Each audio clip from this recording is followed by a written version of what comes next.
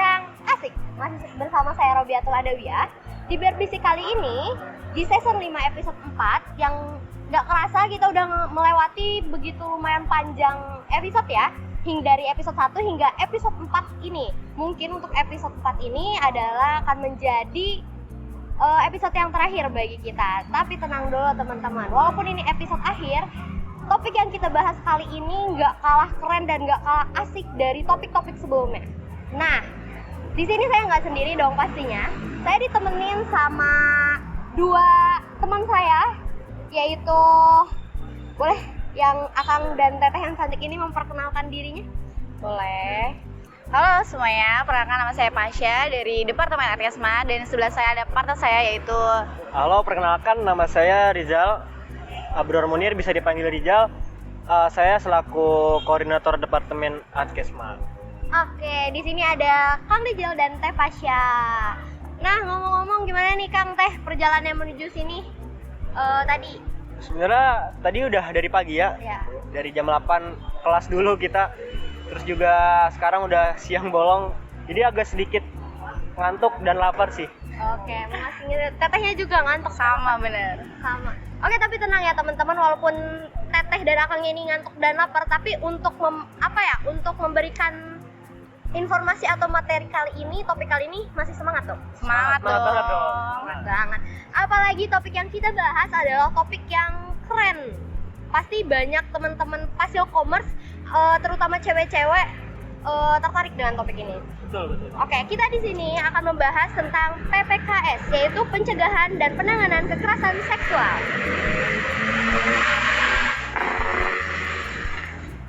Nah, agak terdeteksi ya.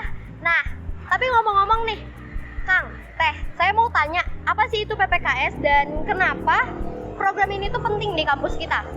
Oke, PPKS itu adalah pencegahan dan perlindungan kekerasan seksual. Kenapa sih penting di lingkungan kampus? Karena untuk memberikan ruang aman bagi korban gitu. Bagi korban yang mengalami kekerasan seksual di lingkungan kampus, Teh. Kalau menurut Akang gimana, Teh?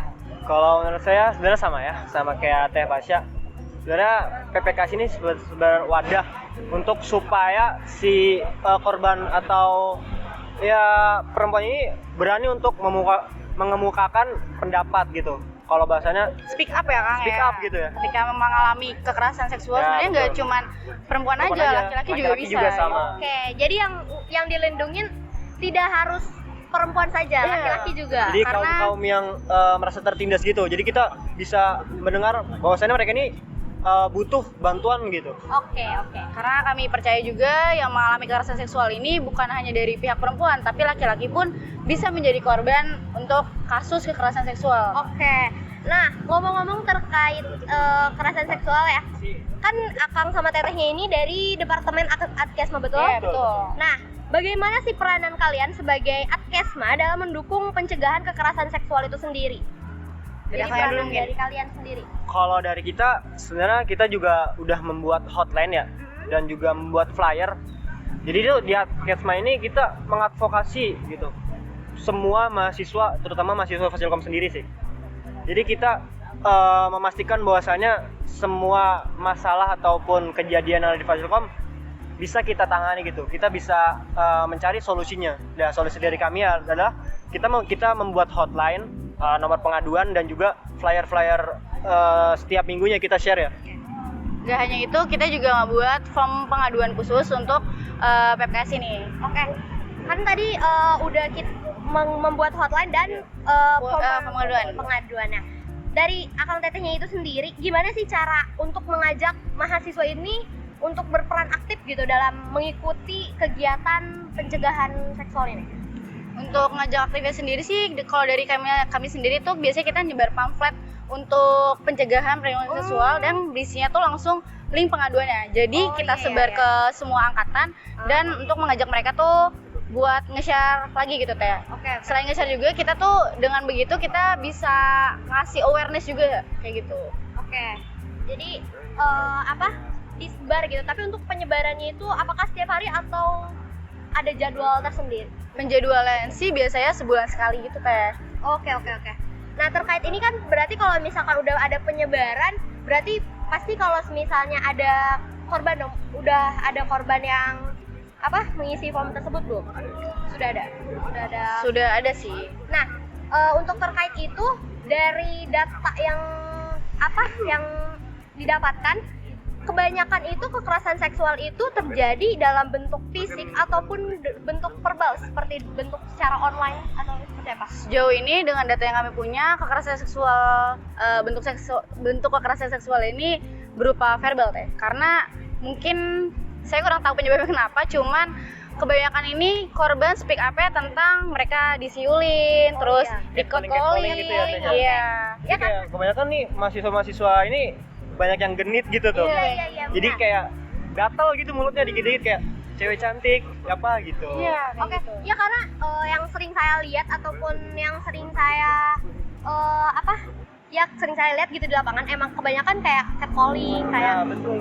karena kan kalau misalkan cewek lewat di catcalling gitu kan termasuk kekerasan seksual juga ya. Ya betul. Termasuk termasuk kayak verbal gitu. Kan ada beberapa orang yang nggak nyaman ya kalau misalkan dipanggil-panggil kalau dia tuh nggak kenal gitu. Ya kayak Risih lah intinya. neng Iya, gitu ya. benar. Risih lah jadinya kan. Padahal bajunya udah tertutup ya. Iya, betul.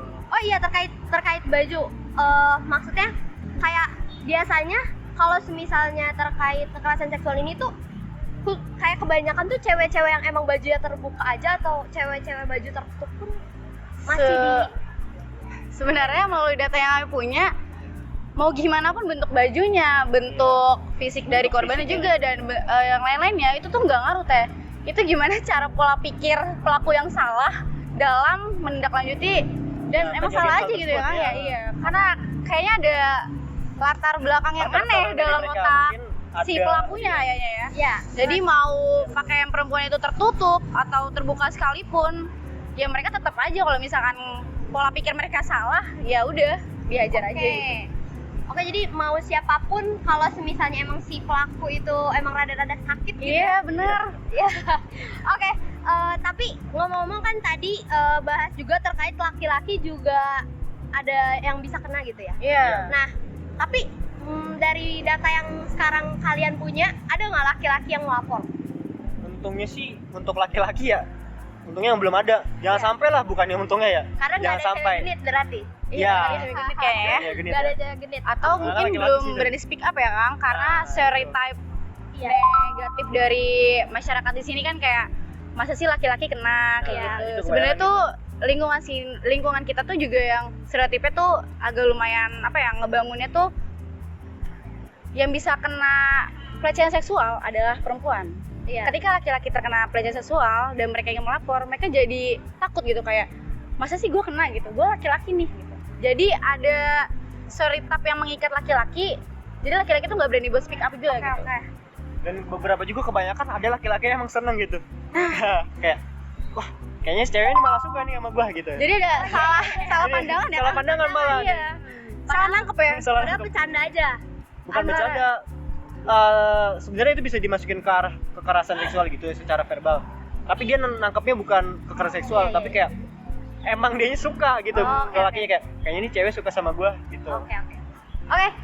Mungkin kalau untuk yang itu sudah terjawab ya bagi saya. Cuman saya juga mau tanya nih terkait proses dari pengajuannya ini, Pelaporan. Iya, pelaporannya ini.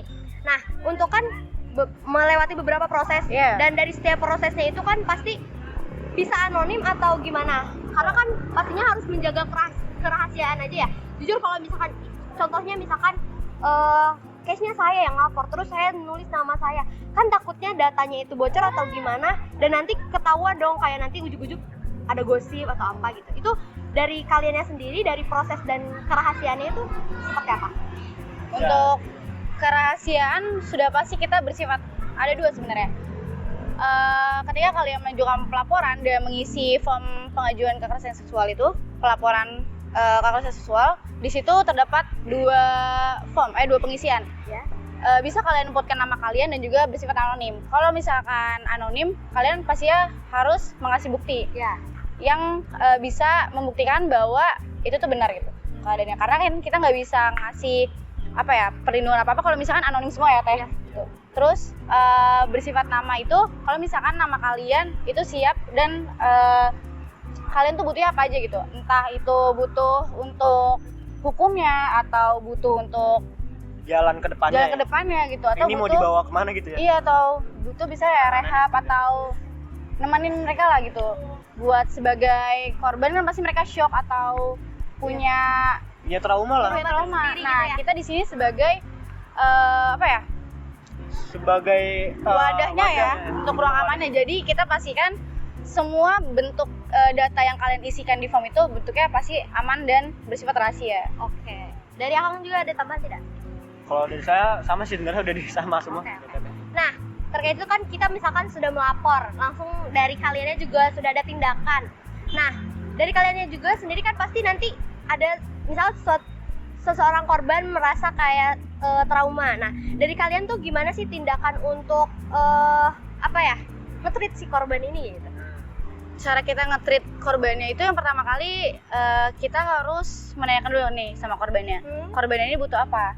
Butuh teman obrol kah? Atau butuh ruang untuk ruang aman dia kah? Atau butuh suatu hukum yang untuk menghukum si pelakunya. Nah, ketika kita sudah tahu korban butuh apa, maka kita langsung bertindak dan langsung jalan sebagai bentuk safety-nya korban gitu. Ya. Jadi mau pelakunya misalkan ya, pelakunya itu bentuknya teror ataupun sampai ngegiring opini, kita sebagai garda terdepan untuk melindungi korban gitu. Oke. Dari Akangnya sendiri?